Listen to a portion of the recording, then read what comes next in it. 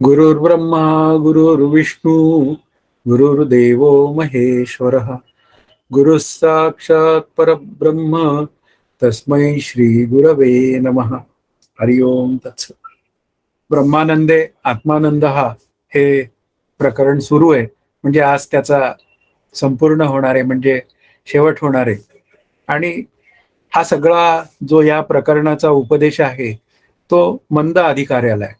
आणि मंद अधिकाऱ्याचा विचार करताना निष्काम कर्मोपासनेपासून सुरुवात करून ते आत्मानंदापर्यंत जाण्याचा जो विचार आहे तो मंद अधिकाऱ्यापासून असल्यामुळे तिथे त्याला ब्रह्मानंदे आत्मानंदाला मूळ अधिकारी असा एक विषय मांडला गेलाय. आता हा जो 69वा श्लोक आहे तो विरोधकांच्या प्रतिक्रियेचे फळ. कारण जिथे काही चांगलेपणा असतो तिथे मात्र विरोधक असतात. अद्वैत चिंतनामध्ये कुठेतरी विरोध व्हायला पाहिजे म्हणून हे द्वैती किंवा देहाला सत्य मांडणारे किंवा आपण बोललो आता की गौणी आत्मा किंवा मिथ्या आत्म्याला सत्यत्व देणारे जे काय विचार असतात ते सगळे विरोधक आहे. तर त्या विरोधकांच्या प्रतिक्रियेचं फळ त्यांना काय मिळतं हे सांगणारा हा 69वा श्लोक आहे. आणि तो असं सांगतो, हट्टामुळे व ब्रह्मज्ञानाच्या द्वेषामुळे आपले मत न सोडणाऱ्या विरोधकाला नरकाची प्राप्ती व जन्मोजन्मी वर सांगितलेली दुःखे होत राहतील. आता नरकाची प्राप्ती होते या शब्दाचा अर्थ आपल्याला लक्षात ठेवला पाहिजे की या भूतलावरचं जीवन जगताना आपल्याला दुःखांचा विचार हा जास्त तयार होतो.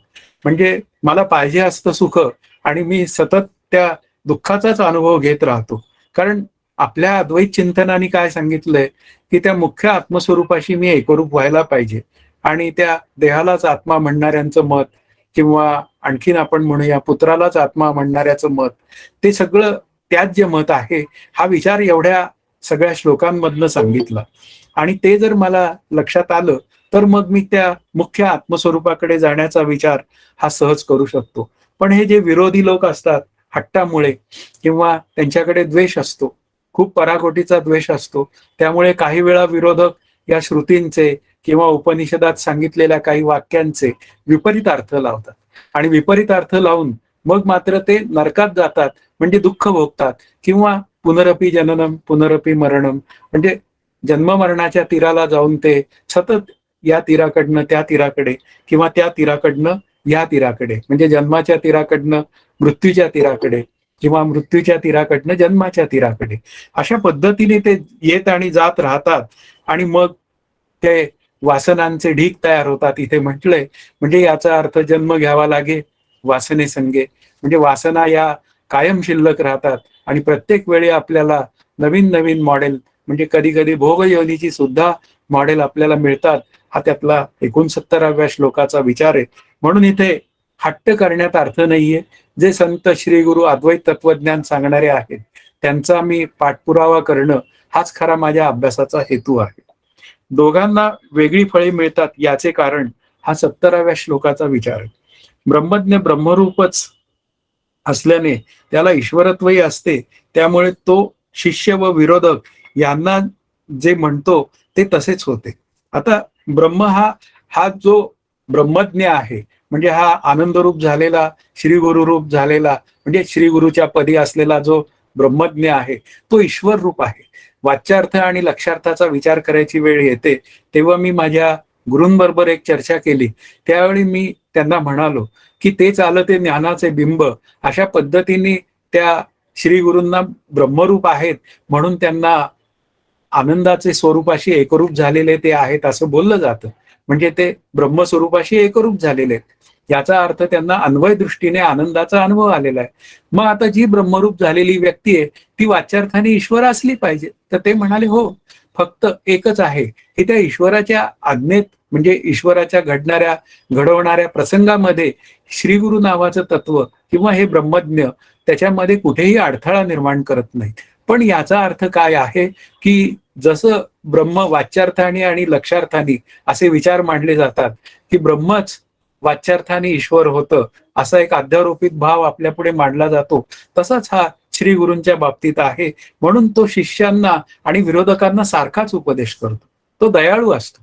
आणि तो श्री गुरु किंवा उपदेश करणारे जे काय संत मंडळी आहेत ती दयाळू असतात आणि ती दोघांनाही सारखाच उपदेश करतात. ते तू आहेस हाच उपदेश करतात. पण मात्र घेणाऱ्याकडे मात्र झोळी त्याची कशी असते, त्या शिष्याची अद्वैत तत्वज्ञानाचा विचार करणारी असेल तर ती झोळी पक्की बांधलेली असते. आणि जर का विरोधकच विरोधाच्या पद्धतीने म्हणजे द्वैती मत हे विरोधक मत आहे तर ते काय करतात, ते विरोधासाठी विरोध करतात.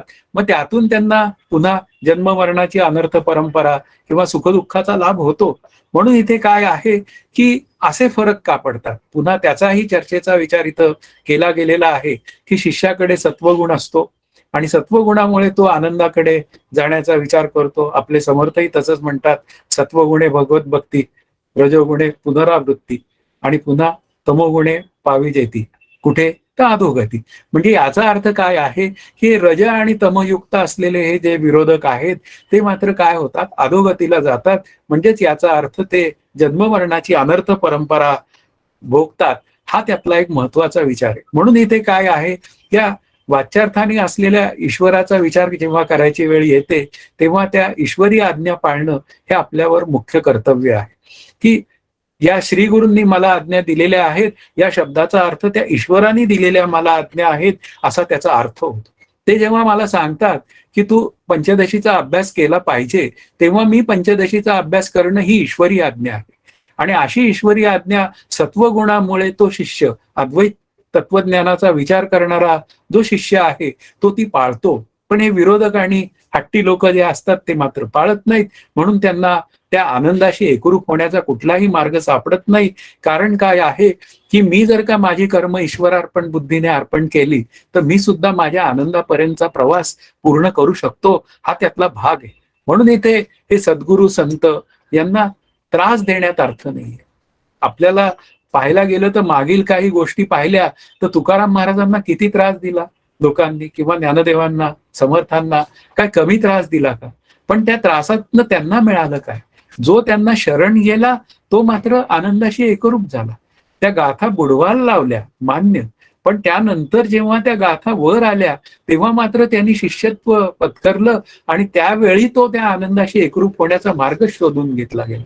अशा पद्धतीने शिष्यांनी कुठलाही हट्ट न किंवा दुराग्रह न करता त्या आनंदाकडे जाण्यासाठी प्रयत्न करावा. म्हणून इथे सद्गुरू हे ईश्वरच असल्यामुळे ते कोणावरही काय म्हणूया आकस बुद्धीने किंवा कोणावर अधिक प्रेम बुद्धीने अशा पद्धतीने कधीही विचार करत नाही. समोरची आलेली व्यक्ती हरीचंच रूप आहे आणि ती आत्ता मला विचारतीये की मला हरिरूप व्हायचंय तर तुम्ही मला मार्गदर्शन करा, तर ती मार्गदर्शन करते. म्हणून विरोधकांनाही ते चांगलंच सांगतात, म्हणजे आनंदाकडे जाण्याचंच सांगतात.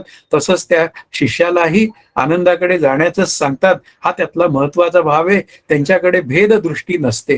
कारण भेददृष्टी काय करते, ती द्वेष मोह मत्सर वाढवते. पण ही अभेद दृष्टी जी असते ब्रह्मस्वरूपाशी एकरूप झालेली ती आनंदाकडे मात्र घेऊन जाते. आता 71वा जो श्लोक आहे, आत्म्यावर प्रेम करणाऱ्याचे सर्वथा कल्याण होते.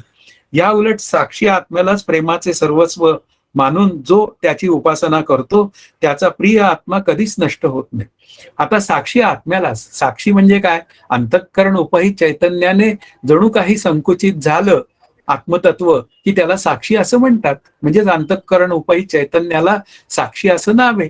मग आता त्या साक्षीच काय आहे, तो माझ्या परमप्रेमाचा विषय आहे आणि तोच परमप्रेमाचा विषय असल्यामुळे मी त्याची उपासना करावी अशी भाषा बोलली गेलेली आहे.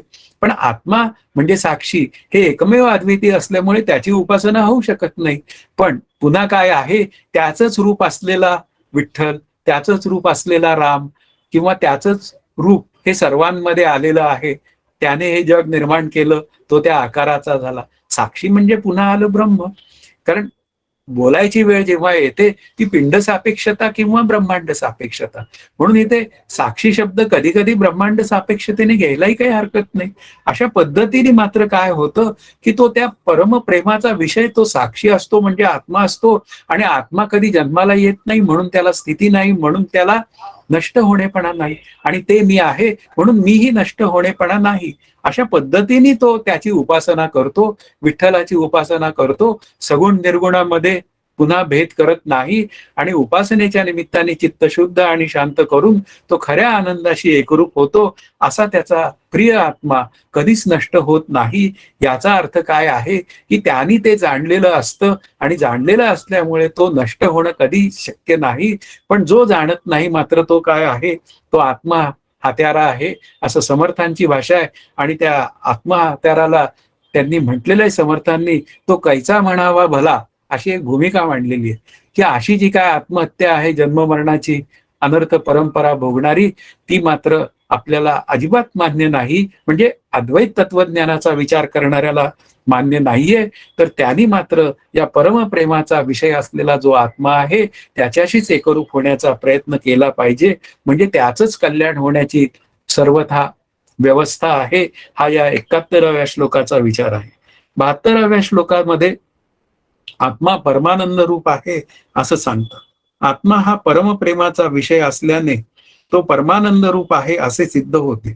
जे सर्व मान्य सर्व व्यापक असते तेथे प्रेम वाढते व जेथे प्रेम वाढते तेथे सुख वाढते असे श्रुती सांगते. आता परमप्रेमाचा विषय काय आहे, तो आत्मा आहे. कारण शेवटी काय आहे, मला हे सगळं जे काय पाहिजे आहे, माझं अस्तित्व असावं, मला काही गोष्ट कळावी आणि मला सतत आनंद हवा. मग असं जर का असेल तर त्याचं मूळ प्रेरणा स्त्रोत जे आहे म्हणजे आत्मस्वरूप, आता कल्पित रूपाने तो कार्यकारण भाव संबंध तयार झालेला आहे म्हणून तो कारण रूपाने आपल्यासमोर उभा राहिलेला आहे आत्मा, अशी एक भूमिका मांडूया कल्पित रूपाने. पण असं जर असेल तर मी कारण रूप झाल्यावर ते कारण नावाचा विषय बाजूला पडून जातो. मग कार्यकारणातीत असलेला आत्मा मला कळाला अशी एक वृत्तीच्या स्तरावर भाषा होते आणि त्यातून पुढे खऱ्या आनंदाची सहजता प्राप्त होते. म्हणून इथे आत्माच हा आनंदाचा विषय आहे आणि तेच माझं स्वरूप आहे असं असेल तर बाकी सगळे जे काय विषय आहेत माझ्या प्रेमाचे, की तो पुत्र आत्मा किंवा देह आत्मा, हे सगळे गौण आहेत. ते गौण ते व्यवहार करण्यापुरते आहेत. तो व्यवहार करावा आणि व्यवहार करून पुन्हा बाजूला व्हावं आणि खऱ्या आत्मस्वरूपाशी एकरूप व्हावं. म्हणून इथे काय आहे, त्या आनंदाच्या अनेक भाषा मांडल्या गेलेल्या आहेत. मानुषानंद आहे, देवाचा एक आनंद आहे, असं सगळे आनंद मांडले गेलेत. पण ते परमानंदापुढे मात्र खूप काही छोटे आहेत. त्या परमानंदाचा जो आनंद आहे म्हणजे आत्मस्वरूपाकडनं मिळणारा जो आनंद आहे तो मात्र वादातीत आहे. त्याचं कुठल्याही शब्दात वर्णन करता येत नाही. पुढे 73व्या श्लोकाचा विचार इथं आता प्रश्नांनी झालेला आहे. आत्मा जर ज्ञानरूप व सुखरूप आहे तर ज्ञानाच्या जोडीने त्याच्या सुखाचा अनुभव का येत नाही? आता ज्ञानाच्या निमित्ताने म्हणजे मला एखाद्या गोष्टीचं ज्ञान होतं, अशा पद्धतीने मला त्या सुखाचं ज्ञान वेगळेपणाने का होत नाही, असा तो त्या विरोधी पक्षवादी मताचा विचार आहे. चिदात्म्याच्या ज्ञानाप्रमाणे सुख हा जर का त्याचा स्वभाव असेल तर त्या चैतन्याप्रमाणे ज्ञान त्याच्या ठिकाणी असलेले सुखही अंतःकरणात प्रत्येक वृत्तीत असायला हवे. आता आत्मा सच्चिदानंद रूप आहे हे तुम्ही म्हणला आणि तो जीवही सच्चिदानंद रूप आहे, त्याच्या ठिकाणी दुःखाचा काही लवलेशच नाहीये. हे सगळं अद्वैत चिंतन मांडतात, हे अगदी बरोबर आहे. पण तो आनंद मला कायम का मिळत नाही, हा त्यातला मुख्य भूमिकेचा विचार आहे. मग आनंद हा त्याचा गुण आहे काय, अशी एक भूमिका मांडली गेलेली. आणि असा जर का आनंद हा जर का गुण असेल तर आनंदाचा वेगळा अनुभव यायला काय हरकत आहे. द्वैती मतात काही जणांनी आनंद हा गुण मांडलाय आत्म्याचा, त्यामुळे त्यांना खऱ्या आनंदाचा विचार करताच आलेला नाही. मग आता त्याचं 74व्या श्लोकात उत्तर दिलंय, दिव्याच्या दृष्टांताने त्याचं उत्तर दिलंय. अशी शंका घेणे योग्य नाही, कारण दिव्याला उष्णता व उजेड दोन्ही असली तरी त्याचा उजेडच घरात पसरतो, उष्णता नाही. त्याप्रमाणे जाणीवेचा अनुभव येतो पण आनंदाचा नाही. अशी शंका घेणे योग्य नाही. आता त्यासाठी दिव्याचं उदाहरण दिलं की दिवा आपण घरात लावला, आता दिवा घरात लावल्यानंतर त्याचा उजेड हा आपल्याला प्रकर्षाने दिसतो, पण त्याची उष्णता काय असते, ती अगदी थोडी असते, ती तेवढी आपल्याला जाणवत नाही. मग अशा पद्धतीने त्याचा उजेडच आपल्या पुढे येतो, म्हणजे प्रकाशच आपल्या पुढे येतो. तसंच त्या आत्मस्वरूपाचं आहे. चिद्रूपता त्याची जी आहे ती काय पद्धतीने लक्षात येते, तर ती ज्ञाता ज्ञान नेय या स्वरूपात ती मला कळते. पण आनंद रूपता हा जेव्हा विचार करायची वेळ येते तेव्हा मात्र आनंद अंतःकरण वृत्ती शांत झाल्याशिवाय आपल्या अंतःकरणात होत नाही. मग आनंदाचा जो विचार आहे तो मी अंतःकरण वृत्ती शांत झाल्यामुळे जर तो आनंद माझ्या अंतःकरणात प्रगट होत असेल तर तो मला वेगळेपणाने कळण्याची कशी काय व्यवस्था आहे. आनंद हा काही आत्म्याचा गुण नाहीये. तो गुण असता तर तो वेगळेपणाने काढता आला असता. जसा एखादा आंबा नावाचा पदार्थ आहे आणि आंबा गोड आहे. मग तो गोडपणा जो आहे तो काय आहे, तो आंब्याला धरून नाहीये, म्हणजे आंब्यापेक्षा वेगळा आहे. त्याची गोडी आपल्याला वेगळेपणाने जाणवते. पण मुख्य मुद्दा, त्या आंब्याची गोडी चाखल्यानंतर अंतःकरण वृत्ती शांत झाल्यावर जो आनंदाचा अनुभव येतो, तो आनंद मात्र कोणालाच वर्णन करता येत नाही. म्हणून इथे काय आहे की अंतःकरणाचे व्यापार थांबल्याशिवाय, म्हणजे अंतःकरण शांत झाल्याशिवाय आनंदाचा अनुभव येण्याची व्यवस्था नाही.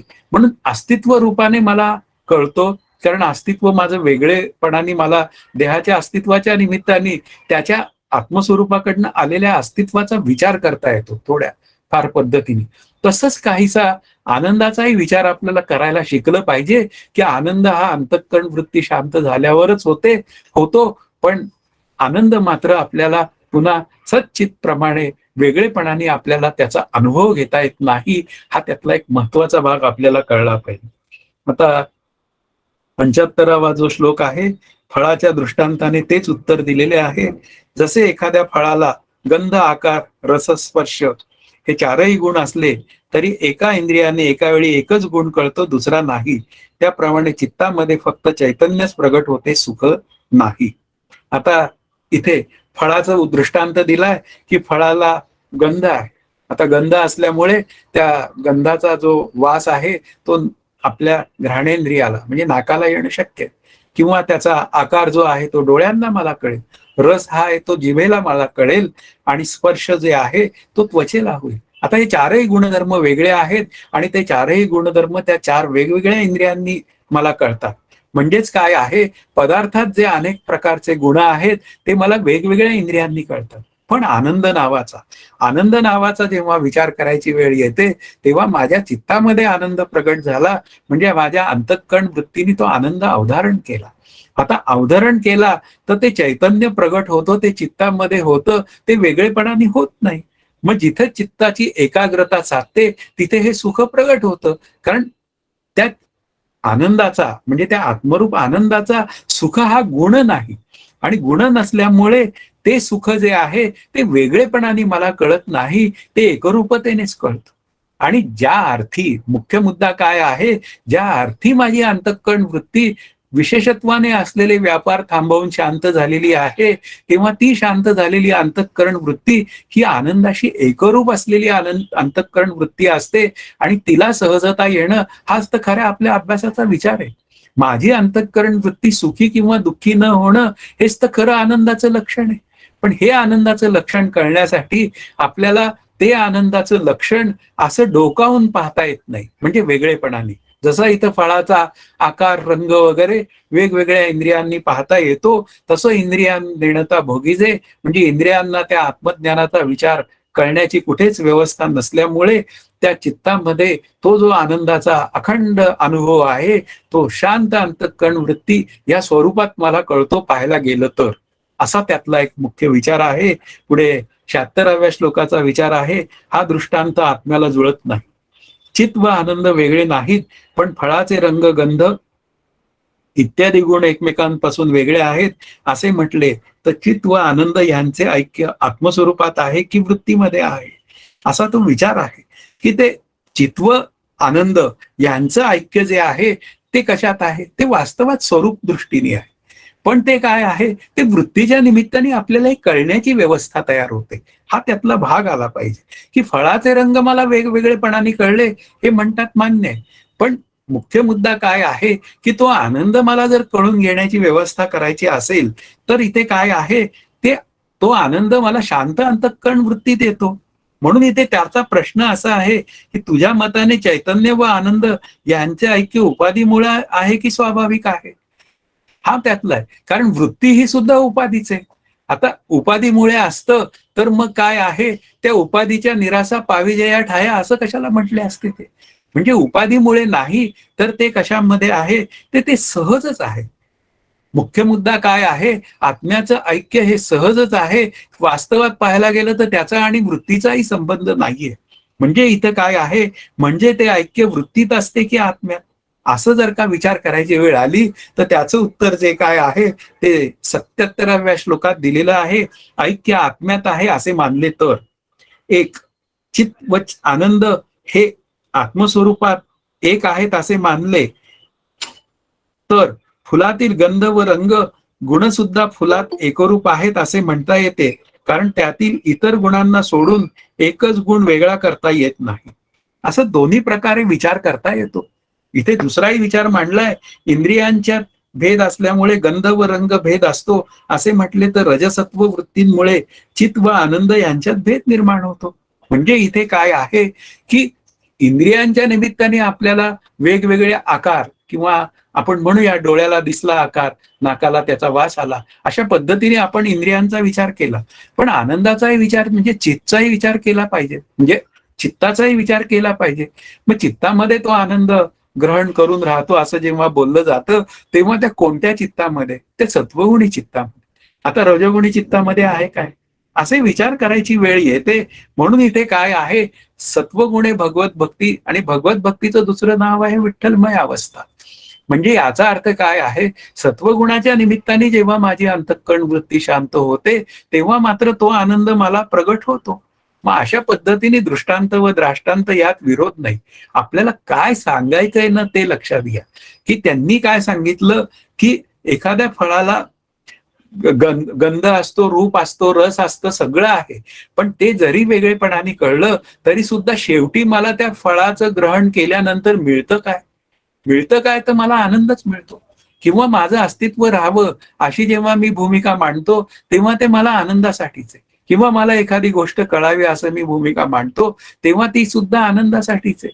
मग सत्वगुणातनं जर का आनंद आपण प्रगट करायला गेलो, म्हणजे मूळचा प्रगट आहेच येतो, पण तो जाणून घ्यायला गेलो, म्हणजे अंतःकरण वृत्ती शांत करून जाणून घ्यायला गेलो अभ्यासाच्या निमित्ताने, तर त्या खऱ्या आनंदाची झलक मला मिळते.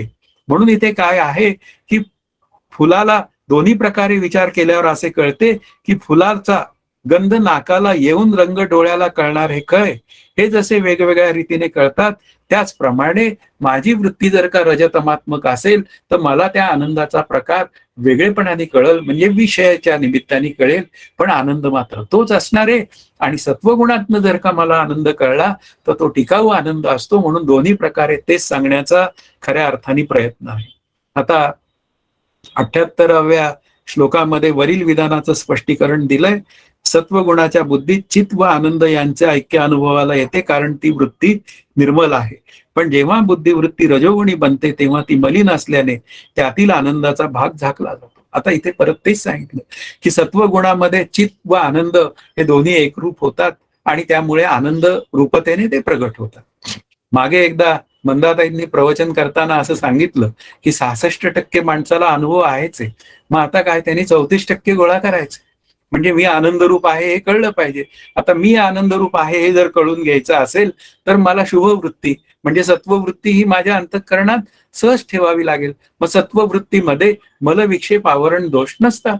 मलदोष म्हणजे पाप करण्याची वृत्ती, विक्षेप दोष म्हणजे चित्तातील चंचलता, आणि पुन्हा आवरण दोष म्हणजे आत्मस्वरूपाचा अज्ञान.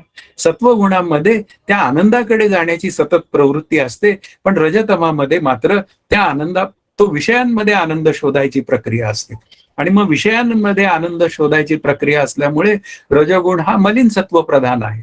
मग आता मलिन सत्व प्रधान असल्यामुळे तिथे काय आहे, तिथे त्या रजगुणाच्या निमित्ताने विषयात आनंद शोधला जातो. तो काही फारसा टिकत नाही, आणि फारसा न टिकल्यामुळे त्याच्या ठिकाणी आपल्याला एक भ्रम तयार होतो, आणि तो भ्रम तयार होऊन मग काय होतं, खऱ्या आनंदापासून मी वंचित राहतो. म्हणून इथे काय आहे, आनंद हा सत्वगुणामुळे प्रगट होतो हे जर का लक्षात असेल तर माझी वृत्ती ही सतत निर्मळ म्हणजे सत्वगुणाकडे जाणारी, आणि ती म्हणजे निष्काम कर्मोपासना करणारी, आत्मानात्म विचार करणारी, शमदमाने युक्त असलेली अंतःकरण वृत्ती, तिला सत्वगुणी अंतःकरण वृत्ती म्हणतात. हा त्यातला महत्वाचा भाग आहे. आता आनंदाच्या लोपाची प्रक्रिया सांगतायत. तो 79 श्लोकाचा विचार आहे. चिंच फार आंबट असते, पण तिला मीठ लावले की तिचा आंबटपणा कमी होतो. त्याप्रमाणे आत्म्याचा आनंद रजोगुणी वृत्तीमुळे बराचसा कमी होतो. आता चिंचेचं उदाहरण दिलंय, फार आंबट असते, मग तिचा आंबटपणा कमी करण्यासाठी पुन्हा त्याला मीठ लावलं जातं आणि आंबटपणा कमी करून खाल्ली जाते. तसंच त्या सत्वगुणामध्ये त्या आनंदाचं प्रगटीकरण हे मोठ्या प्रकर्षाने असतं आणि ते माणसाला कळतं, म्हणजे अभ्यास करणाऱ्याला कळतं. पण हे रजोगुणाच्या वृत्तीत जेव्हा विचार करायची वेळ येते, तेव्हा मात्र रजोगुणी वृत्ती ही विषयात आनंद शोधायला जाते आणि विषयात आनंद शोधायला जाऊन विषयाला सत्यत्व देते आणि त्या आनंदाच्या वृत्तीकडे दुर्लक्षितच होते. वास्तवात रजोगुणी वृत्तीत सुद्धा आनंद प्रगट झाल्यावर तो आनंद का टिकत नाहीये असा तरी थोडा विचार व्हायला पाहिजे. पण वास्तवात तो विचार आहे तो सत्वगुणाचा आहे, शुद्ध सत्वगुणाचा आहे, किंवा आपण म्हणूया शुद्ध रजोगुणाचा आहे. अशा पद्धतीने ते विचार आहेत. म्हणून सत्वगुणामध्ये त्या आनंदाचं म्हणूया दिसणेपणा जो आहे तो सहज आहे आणि रजोगुणामध्ये मात्र मलिनता असल्यामुळे तिथे मात्र काय आहे, त्या आनंदाचं प्रगटीकरण आहे, नाही असं नाहीये, पण ते जरा कमी प्रमाणात आहे. आणि कमी प्रमाणात असल्यामुळे रजोगुणी व्यक्ती या अभ्यास करत नाहीत, त्या आनंदाकडे जाणाऱ्या अभ्यासापासून थोड्याशा दुर्लक्षितच असतात. हा त्यातला विचार आहे. मला कळलं पाहिजे, माझ्याकडनं जर अभ्यास होत नसेल ना, तर माझी अंतःकरण वृत्ती ही रजोगुणाने प्रभावित झालेली आहे हे मला कळलं पाहिजे. पण माझा जर अभ्यास नीट होत असेल, मी दिवसेंदिवस जर का आनंदाकडे जाण्याचा प्रयत्न माझा हा छान होत असेल, तर लक्षात ठेवायला पाहिजे की मी सत्वगुणाची वृद्धी सहज करतोय आणि त्यातूनच माझ्या खऱ्या आनंदाचा अनुभव मला येणार आहे. असे आपल्याला विचार हळूहळू कळले पाहिजे. पुढे एक शंका विचारली आहे, हा सर्व विवेक झाला तरी योगाभ्यासा वाचून ज्ञान नाही, हा 80वा श्लोक आहे. आत्मा प्रियतम असून तो परमानंद रूप आहे असे विवेकाने कळणे शक्य असले तरी योगाभ्यासा वाचून काय होईल. आता योगाभ्यास करणाऱ्यांचा विचार आहे की ध्यानाशिवाय मोक्ष नाही, असे बरेच संप्रदाय आहे. त्यांना आत्मानात्म विचार, निष्काम कर्म, निष्काम उपासना अशा पद्धतींनी विचार जर का समजावून सांगायला गेलो आणि आत्मानात्म विचारांची भाषा बोललं तर त्यांना ते पटत नाही. विचाराने मोक्ष होतं हे पटत नाही. ते लगेच ध्यानाच्या सगळ्या मोठमोठ्या गोष्टी सांगतात. पण वास्तवात चांगदेव महाराजांनी सुद्धा 1400 वर्ष ध्यान केलं तरी सुद्धा 65 होण्यासाठी त्यांना विचार करावाच लागला. खूप मोठे अधिकारी होते, यात वाद नाही आपल्याला की निष्काम कर्मोपासनेने योग्याला मिळणारा जो अधिकार आहे तो वादातीत आहे, अगदी बरोबर आहे. पण तरी सुद्धा 65 ओव्यांची आवश्यकताच आहे, तर मग पहिल्यापासून विचार करायला काय हरकत आहे. म्हणून इथे काय आहे की आत्मानात्म विचाराने मोक्ष होतो, म्हणजे अंतःकरण वृत्ती शांत होते, हे कोणाला मान्यच होत नाही. कारण अविद्या कशी आहे ती कल्पनेतली आहे. आता कल्पनेला निवृत्त करायला एका कल्पनेचीच गरज आहे आणि अशा पद्धतीने ते जागृतीत तो आत्मानात्म विचार होणं आवश्यक आहे. अशा पद्धतीने मी जर का विचार केला तर बाधितानुवृत्तीने आनंदाची प्रगट होणं म्हणजे आनंद प्रगट होणं हे पक्क्या आनंदाचं लक्षण आहे. आणि लयरूप आनंद मात्र त्या वेळेपुरता टिकतो, पण त्यानंतर मात्र तो निघून जातो. म्हणजे याचा अर्थ आनंद तिथेच असतो, पण जातं काय, मुख्य विचार काय आहे, त्या ध्यानाचा तिथनं व्युत्थान झालं की त्या आनंदाची जी काय अनुभूती आहे ती तेवढ्यापुरती असलेली अनुभूती निघून जाते. पण आता हे जर का पटतच नसेल, कल्पनेचे एक बरे मुहूर्ताची मोहरे स्वरूपी घालिता बरे निर्विकल्प. आता पण स्वरूपी घालायची असेल तर त्याला आत्मानात्म विचारांनीच ती स्वरूपी घातली पाहिजे, हा त्यातला विचार आहे. तस्मात विचार करावा देव कोण तो ओळखावा, असं समर्थांचं म्हणणे. तैसा विचारुनी अहंकारू सांडीजे मग अस्तीची वस्तू होईजे, हा त्या अभ्यासाचा विचार आहे. तो मला कळला पाहिजे आणि तो जर कळला तर मी खऱ्या आनंदाकडे जाण्याची तिथे व्यवस्था आहे. पुढे 81व्या श्लोकामध्ये या शंकेचं उत्तर दिलंय, जे योगाभ्यासाने होते तेच विचाराने होते असे आमचे म्हणणे आहे. विवेकाने का बरे होणार नाही.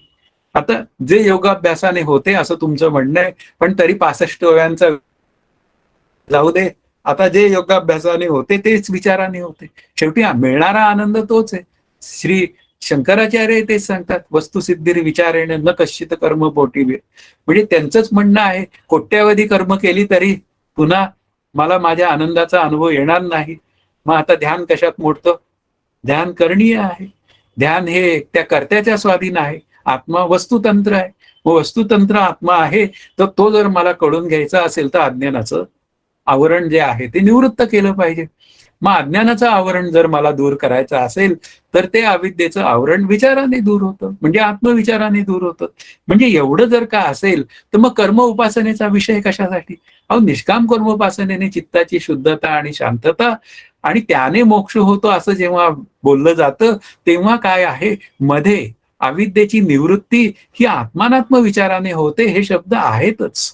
हा त्यातला भाग आहे. म्हणून इथे कर्म योग आणि ज्ञानयोग असं जेव्हा बोललं जातं तेव्हा लक्षात घ्या, त्याच्या ठिकाणी आत्मानात्म विचार करणं कोणालाही सुटलेलं नाही, हेच आपल्याला लक्षात घ्यावं लागतं. या उपासनेने आपलं चित्त शुद्ध आणि शांत होतं आणि ते शुद्ध शांत झालेलं चित्त हे आपल्याला आनंदाकडे जाण्यासाठी आत्मानात्म विचार करायला सहज उपयुक्त तयार होतं. हाच त्यातला मोठा भाव आहे. आता याविषयी गीतेचं प्रमाण आहे ते 82व्या श्लोकाचा विचार आहे. जे स्थान सांख्यांना मिळते तेच योग्यांनाही मिळते, असे विवेकी व योगी यांचे फळ सारखेच आहे. आता जे सांख्यांना, सांख्य म्हणजे ज्ञानयोगी, आणि हे जे योगी आहेत अष्टांग योगी किंवा ध्यान योगी किंवा आता हे पतंजल योगी म्हणजेच चांगदेव महाराजांसारखे, त्यांनाही ते मिळतं. पण पुन्हा मध्ये 65 ओव्यांचा विचार तिथे आहे आणि इथे जे विवेकी जे असतात म्हणजे सांख्य बुद्धीचे जे लोक असतात त्यांनाही तेच मिळतं, म्हणजे आनंद रूपताच मिळते. अशा पद्धतीने ते मांडले गेलेले विचार आहे. पण एक जण मात्र काय आहे, विमानाचं साधन आहे. सांख्यांचं साधन हा वैमानिकाचा प्रवास आहे आणि त्या विमानातनं तो त्या स्वरूपाशी एकरूप होतो, म्हणजे त्याचं जाणं वेगाने असतं. हा त्यातला महत्वाचा भाव आहे. पुढे 83व्या श्लोकामध्ये कारण सांगितलेलं आहे, कोणाला योग साधत नाही तर कोणाला विवेक साधत नाही, असा विचार करून परमेश्वराने 2 मार्ग सांगितले. ठीक आहे की 2 मार्ग सांगितलेले आहेत, एक योग मार्ग आहे, एक विचारांचा मार्ग आहे. कोणाला विवेक करायला सोपा वाटतो कारण पूर्वजन्मामध्ये त्यांनी काय साधन केलंय त्याच्यावर या सगळ्या गोष्टी असतात. काही जणांना योग सोपा वाटतो, काही जणांना आत्मानात्म विचार सोपा वाटतो. पण ज्या पद्धतीने तुला सोपं वाटतंय ना त्या पद्धतीने तू मार्गक्रमणा कर, असा संतांचा भाव आहे. म्हणून इथे काय आहे की आपल्याला काय आहे, अपरोक्ष ज्ञानाची प्राप्ती झाली पाहिजे, म्हणजे ते मी आहे हे मला कुठल्याही परिस्थितीत ते दृढ अपरोक्ष अपरिवर्तनीय असलं पाहिजे, यात वाद नाही. नंतर रागद्वेषाच्या निवृत्तीसाठी आपल्याला पुन्हा साधन करणीय आहे, इथे सांगितलंय. आणि द्वैताचा अनुभव नाहीसा करणे या शब्दाचा अर्थ द्वैत सत्यत्व बुद्धीचा विचार नाहीसा करणे. आपल्याला द्वैताचा लय नाही करायचा आहे, द्वैताचा नाश नाही करायचा आहे. कारण द्वैताचा आणि लय आणि नाश हे रोजच होत असतात.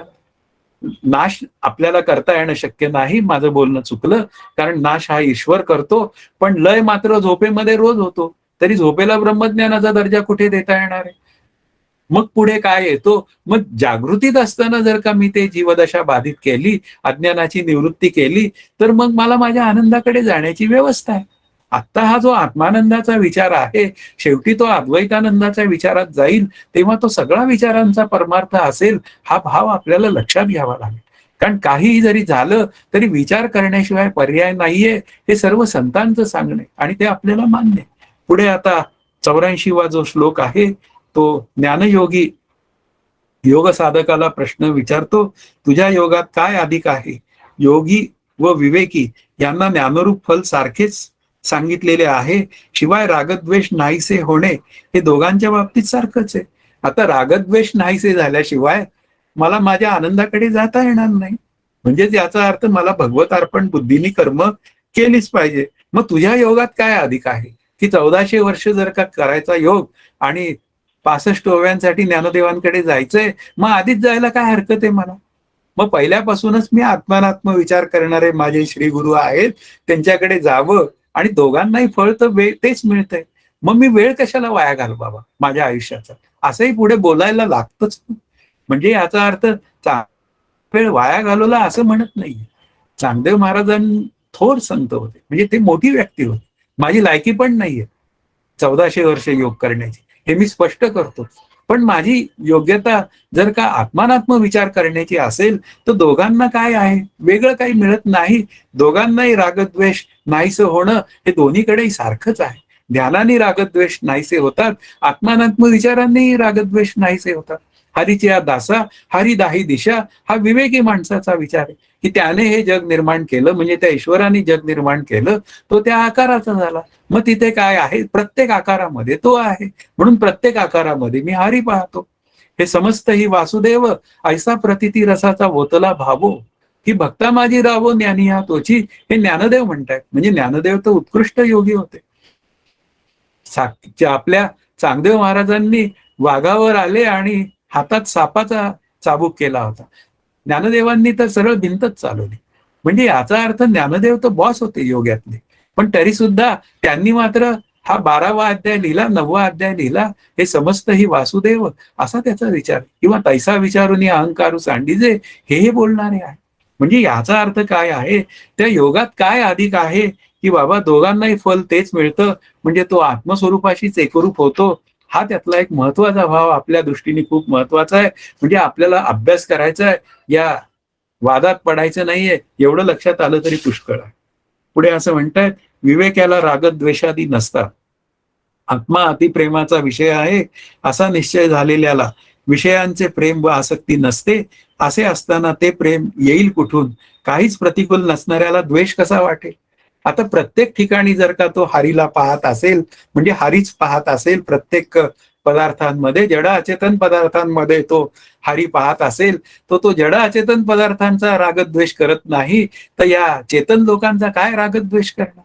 कारण प्रत्येकामध्ये ते हरितत्वच आहे, आणि त्या हरितत्वाला त्यांनी जाणलेलं आहे, म्हणजे आत्मतत्वाला जाणलेलं आहे. आत्मा त्याच्या परमप्रेमाचा विषय आहे, तो कशाला या जगातल्या लोकांचा द्वेष आणि मोह मत्सर करेल. म्हणजे याचा अर्थ काय आहे, हा जो रागद्वेष निर्माण होतो तो विषयाच्या अनुकूल प्रतिकूलतेने होतो. मला जर का अनुकूल विषय मिळाला की मला बरं वाटतं, आणि मला प्रतिकूल विषय मिळाला की मला द्वेष होतो. माझ्यामध्ये कोणी आला, माझ्या सुखाच्या आड आला की मला त्रास होतो. पण आत्मस्वरूपाच्या ठिकाणी जो एकरूप झालेला आहे, त्याच्या ठिकाणी मात्र दुसरा हा नावाची गोष्टच सिद्ध होत नाही. कारण दुजे जवळ घडे तव तव संसार भय जोडे, आणि एकमेव अद्वितीय तत्वाशी एकरूप झालेल्याच्या ठिकाणी दुसऱ्या नावाची गोष्टच सिद्ध होत नाही, कारण प्रत्येकामध्ये तो ते तत्व पाहत असतो. अशा पद्धतीने जेव्हा विचार करणारा जो जीवनमुक्त असतो, तो मात्र त्याला अनुकूल प्रतिकूल विचार रहित अंतःकरण वृत्ती असते. त्यालाच आपण उदासीन अंतःकरण वृत्ती असं म्हणलंय, की ज्याने आपल्या प्रापंचिक जीवनातील अशा आकांक्षांची जाणीवपूर्वक हकालपट्टी केलेला आहे असा, आणि त्याला नंतर सहजता आलेली आहे. अशा पद्धतीने जो आनंदाशी एकरूप होतो आणि प्रत्येक ठिकाणी तो त्या ब्रह्मस्वरूपाला म्हणजे विठ्ठलाला पाहतो, तेव्हा अशा लोकांच्या अंतःकरणात रागद्वेष निर्माण होण्याचं काही कारण नाही. आणि म्हणूनच तो सर्वांमध्ये म्हणूया विठ्ठल पाहू शकतो, ही त्याची भूमिका आहे. आणि विठ्ठल शब्दाचा दुसरा अर्थ आनंद आहे.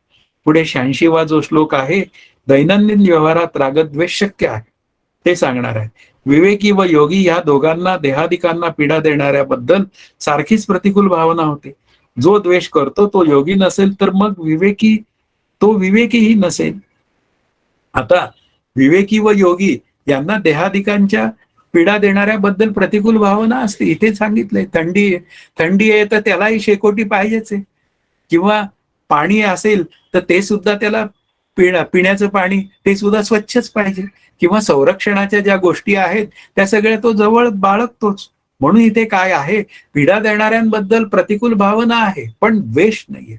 प्रतिकूल भावना आहे पण यांचा निपात करावा आणि त्या त्वेषाने आणि द्वेषाने बोलावं ही भूमिका नसते त्यांच्याकडे.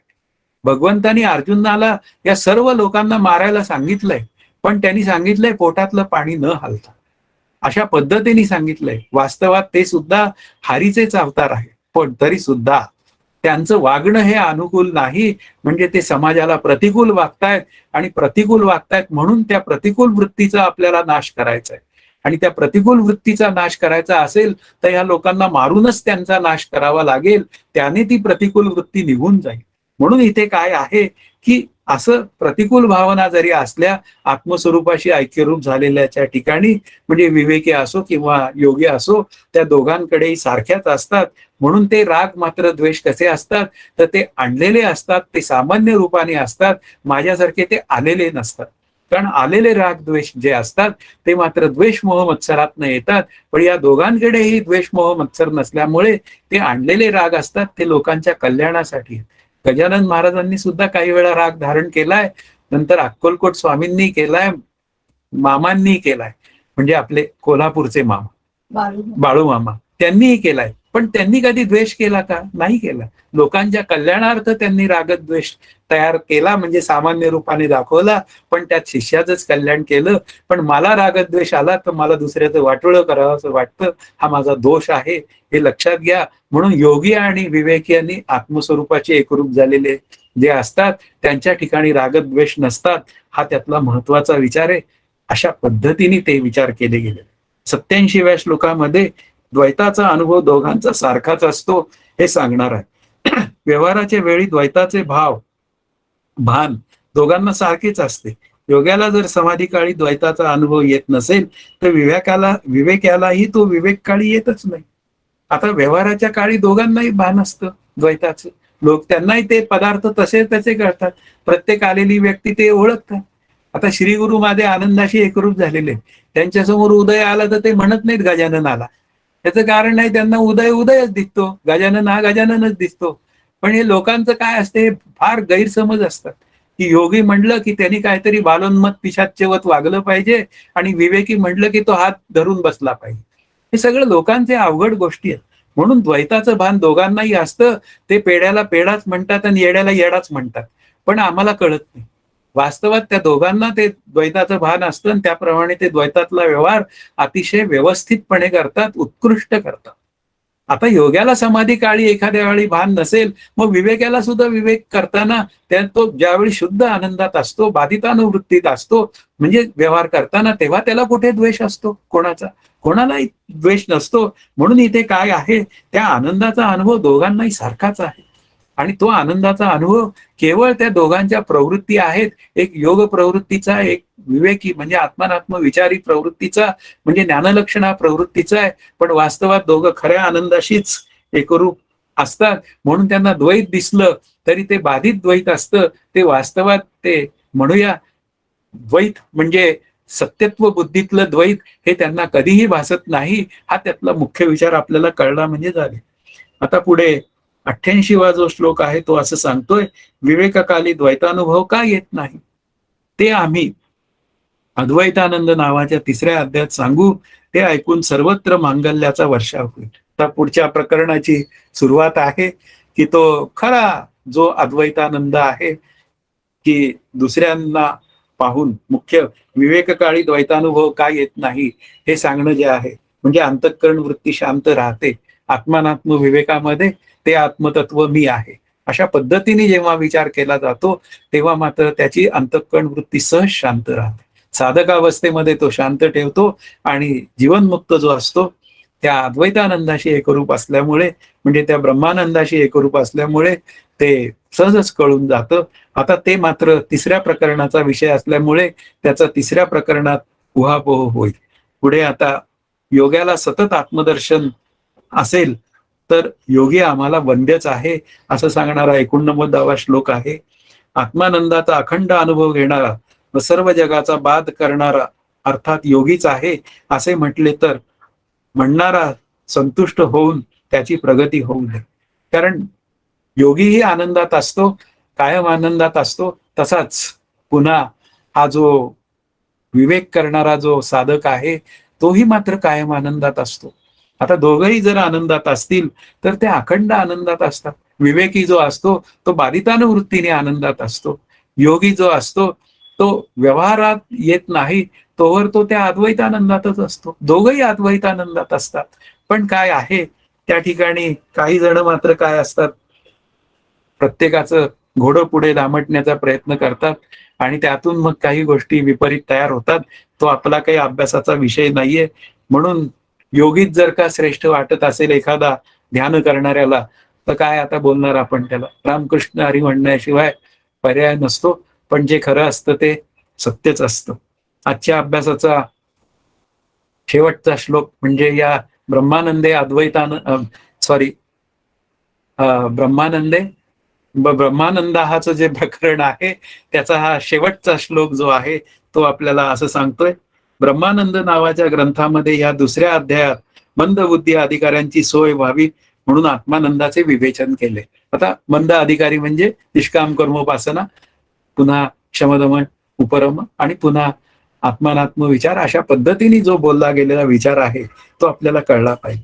आता हे सामान्य लोक काही वेळा पुत्रालाच आत्मा मानतात किंवा देहालाच, मिथ्या देहालाच आत्मा मानतात, पण त्यातून त्यांची बुद्धी हळूहळू बाजूला करून आत्मस्वरूप म्हणजे मुख्य आत्मा हेच तुझं स्वरूप आहे आणि ब्रह्म सत्य जगत मिथ्या हा विचार तर कधी चुकलेलाच नाहीये.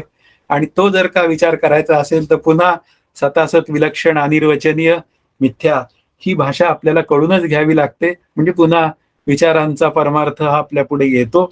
म्हणून ब्रह्मस्वरूपाचा अनुभव यायचा असेल तर मला जीवदशेचा बाध करावा लागेल, आणि जीवदशेचा बाध करायचा असेल तर जगाला मिथ्या ठरवावं लागेल, आणि मिथ्या ठरवल्याशिवाय मला माझ्या आनंदाचा अनुभव येणार नाही. पण ज्ञान आणि योग म्हणजे आत्मानात्म विचार आणि योग ही त्याची दोन साधनं आहेत. त्या पद्धतीने आपण जर का परमिटेशन कॉम्बिनेशन केलं, म्हणजे माझे श्रीगुरु नेहमी सांगतात सोहमचं ध्यान केलं पाहिजे. सकाळी 15 मिनिटं, संध्याकाळी 15 मिनिटं, त्याने अंतःकरण वृत्ती तुझी शुद्ध आणि शांत होईल. एवढाच योग आपल्या विचार करणाऱ्या साधकांसाठी सांगितलेला आहे. आणि उर्वरित वेळ जो आहे तो नको असलेल्या विचारांना हवे असलेल्या विचारांनी छेद द्यायचा आहे आणि अंतःकरण वृत्ती ही शांत ठेवायची. आणि मग जेव्हा नको असलेला विचार नसेल तेव्हा तेव्हा मात्र नामस्मरण हा त्यातला एक मुख्य विचार आहे. आणि त्या नामस्मरणातनं अंतःकरण वृत्ती सहज शांत राहते. आणि हळूहळू मग मी कुठल्याही साधन करण्याशिवाय मी माझ्या आनंदामध्ये मग्न राहतो. हाच या ब्रह्मानंदे आत्मानंद हा या प्रकरणाचा विषय आहे. प्रत्येक प्रकरण हे आपल्याला आनंदाकडे घेऊन जात असतं आणि त्याच आनंदाचा लाभ हा आपल्याला व्हावा अशी एक भगवत चरणी प्रार्थना करूया आणि आज इथे थांबूया. जय जय रघुवीर समर्थ.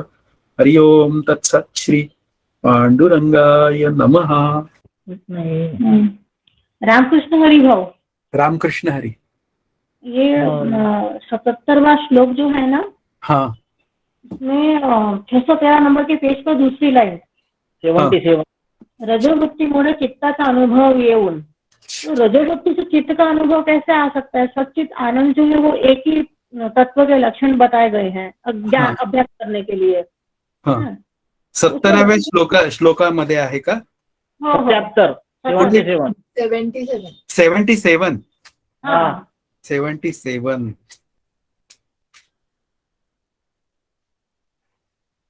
हा, चित्त व आनंद यांच्यात भेद निर्माण होतो. हा काय पाहिजे तुम्हाला? ये रजोवृत्तीमुळे चित्ताचा अनुभव येऊन, ये कैसे हो सकतं? हा, रजोवृत्तीमध्ये काय होतं, विषय सत्यत्व बुद्धी तयार होते. आणि विषय जर का अनुकूल आपल्याला मिळाला तर आपली अंतःकरण वृत्ती शांत होते. अच्छा, हा, अशा अर्थ. इस तरह से चित्त का अनुभव. हा, मग तिथेही आनंद प्रगट होतो ना. अच्छा, आता तमवृत्तीतही आनंद प्रगट होतो. आता मी एखाद्याचं वाईट व्हावं असं म्हटलो आणि त्याचं वाईट झालं नशिबाने, तर तिथेही थोडासा आनंद प्रगट होतो. जास्त काळ टिकत नाही. पण सत्ववृत्तीतला आनंद मात्र टिकाऊ असतो. आ गया समझ में. हा, प्रत्येक वृत्तीत आनंद आहेच आहे. कारण प्रत्येक वृत्तीचं अधिष्ठान ब्रह्म आहे ना. हा, अशा पद्धतीने विचार करता येईल. ठीक आहे. अधिष्ठान ब्रह्म असतो. थांबूया. जय जय रघुवीर समर्थ. हरि ओम.